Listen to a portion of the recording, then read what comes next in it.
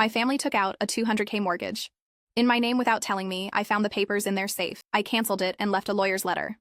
Their panic calls were insane. So picture this. I'm sitting in my tiny studio apartment in Austin, eating leftover Chipotle and scrolling through my emails when I see this notification from Wells Fargo.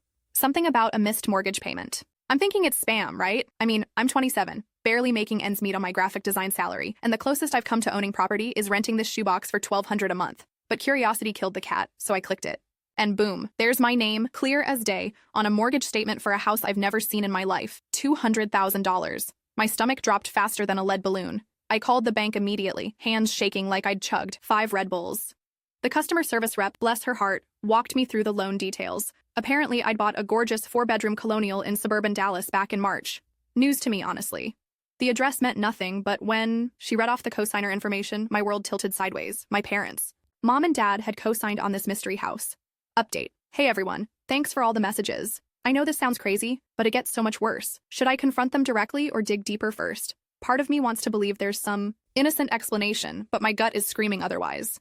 I drove straight to my parents' house that evening, my mind racing faster than Dale Earnhardt at Talladega. They lived in the same ranch-style home where I grew up, complete with Mom's prized rose garden and Dad's ancient Ford pickup parked in the driveway. They were watching Jeopardy when I walked in, acting completely normal. Mom offered me sweet tea. Dad asked about work. The whole Norman Rockwell scene made my skin crawl because I knew something was seriously wrong. Hey, weird question, I said, trying to keep my voice steady. I got this strange email from Wells Fargo about a mortgage. You guys know anything about that? The look that passed between them could have powered the entire state of Texas. Mom's face went white as Wonder Bread, and Dad suddenly found his beer bottle fascinating. Oh, honey, Mom started. We were going to tell you about that. We're going to tell me? About a $200,000 loan in my name? Dad cleared his throat. We needed to buy the Johnson place next door, for investment purposes. Your credit score is so much better than ours, and we thought... You thought you'd commit fraud? The words came out sharper than I intended. It's not fraud, Dad said, getting defensive. Your family, we're all in this together. The rental income will pay for everything. I felt like I was living in some twisted episode of American Greed. These people had raised me, taught me right from wrong, and here they were acting like identity theft was just another family bonding activity. That night, I couldn't sleep. Kept thinking about all those times they'd asked me to sign some papers without really explaining what they were for. Car insurance updates, they'd said, tax documents, bank stuff. I'd trusted them completely, signed whatever they put in front of me because, hey, they're my parents. The next morning, I called in sick to work and drove back to their house. They'd gone to their respective jobs. Mom at the elementary school, Dad at the tire shop. I still had my key from high school, so I let myself in.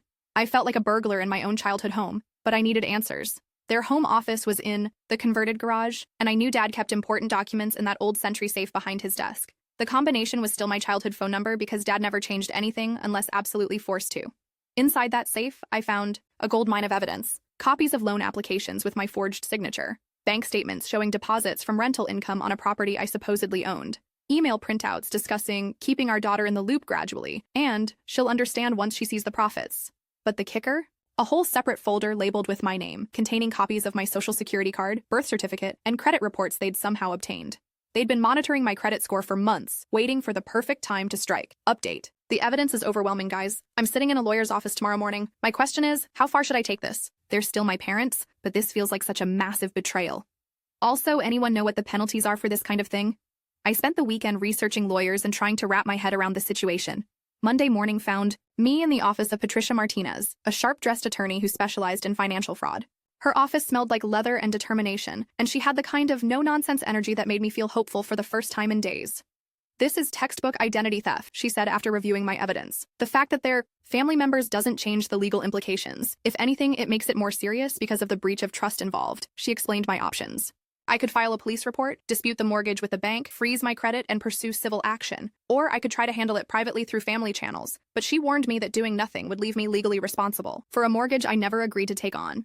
Here's the thing, Patricia said, leaning forward. They didn't just steal your identity, they potentially ruined your financial future. What happens when you want to buy your own house? Get married? Start a business? This loan will follow you forever unless we fix it now. That afternoon, I filed a fraud report with the local police. Officer Johnson, a patient guy who looked like he'd rather be anywhere else, took my statement and promised to follow up. Then I called Wells Fargo and officially disputed the mortgage, explaining that my identity had been stolen. The bank representative was surprisingly helpful. Apparently, this kind of family fraud was more common than I'd realized. She walked me through the process of providing evidence and assured me that they'd investigate immediately. Next came the hard part, confronting my parents. I drove to their house that evening with Patricia's business card burning a hole in my pocket and a formal letter she'd drafted explaining the legal consequences of identity theft. My hands were shaking as I knocked on the front door. Mom answered, took one look at my face, and called for Dad. They sat on their floral couch looking like deer caught in headlights while I stood in front of their coffee table, feeling like I was about to prosecute my own family.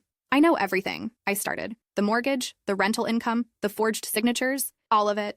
Dad tried to interrupt, but I held up my hand. I found the documents in your safe. I've already filed a police report and disputed the mortgage with the bank. Your little investment scheme is over. Mom started crying. Honey, we never meant to hurt you. We thought if the rental income covered the payments, you'd never even know. And when you found out, you'd see how smart it was. Smart? I couldn't believe what I was hearing. You committed a felony. You stole my identity. You could have destroyed my credit permanently.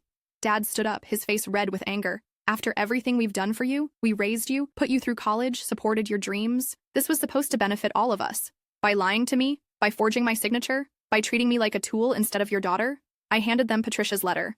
This explains your legal situation. You have 30 days to make this right, or I'm pursuing criminal charges. Their faces went through about 50 different emotions as they read. Shock, fear, anger, disbelief. Mom kept looking at me like I'd grown a second head. You're really going to destroy your own family over this? Dad asked. You destroyed it when you decided to commit fraud, I replied. I left them sitting there with that letter and drove straight to a hotel. I couldn't bear to go back to my apartment, couldn't stand the thought of them showing up and trying to manipulate me with tears and guilt trips.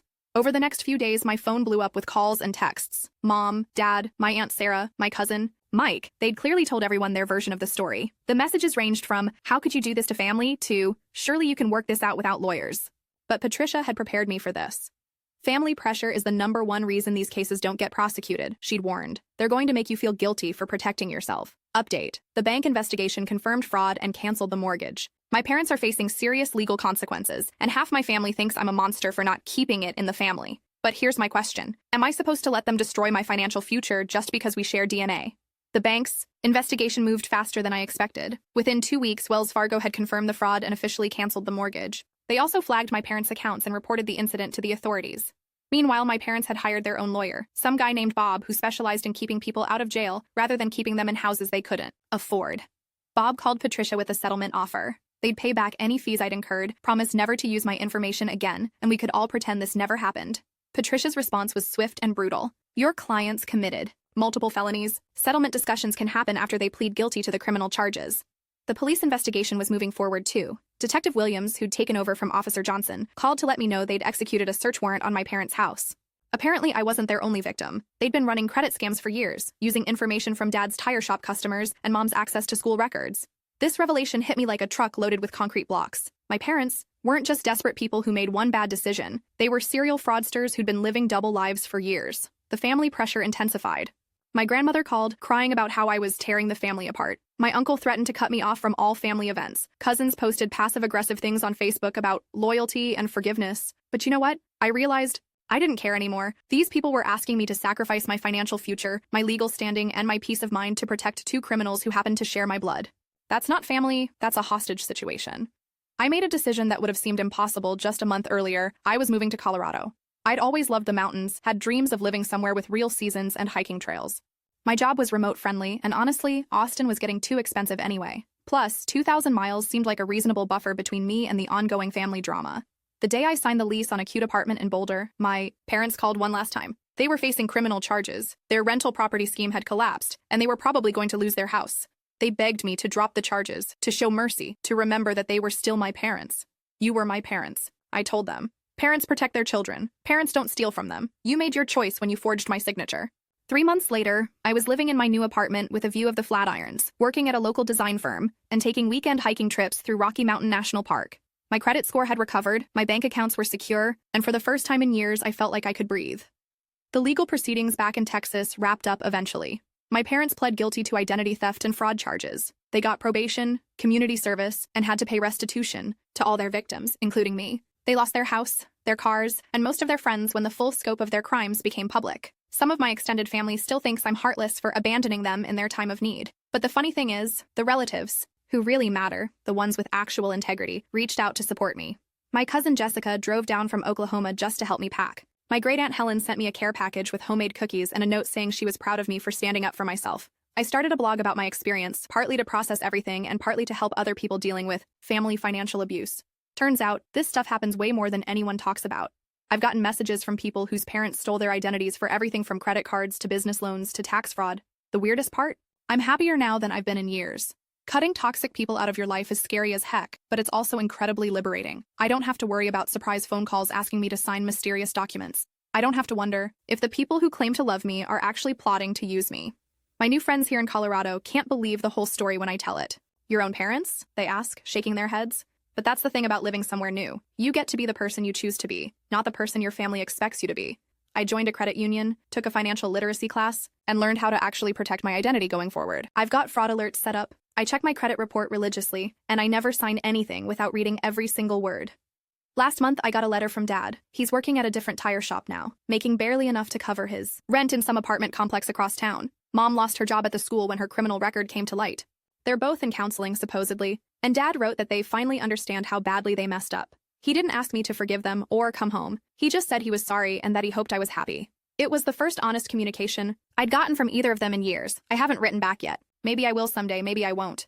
But for now, I'm focused on building my own life, on my own terms, with my own money and my own credit score. This weekend, I'm planning to summit my first 14er, Mount Elbert, the highest peak in Colorado. It feels symbolic somehow, this idea of climbing higher than I ever thought possible. A year ago, I was a broke graphic designer whose parents were stealing her identity. Now I'm a financially independent woman living her dream life in the mountains. They thought they could use me as their personal ATM, their secret weapon in some twisted, get-rich-quick scheme. Instead, they gave me the kick in the pants I needed to finally put myself first. I protected my future, stood up to bullies, and learned that sometimes the most important family you can have is the one you choose for yourself. So yeah, my parents stole my identity for a mortgage. And you know what? I shut it down, shut them out, and shut up all the voices telling me I owed them anything more than the consequences of their own choices. Best decision I ever made.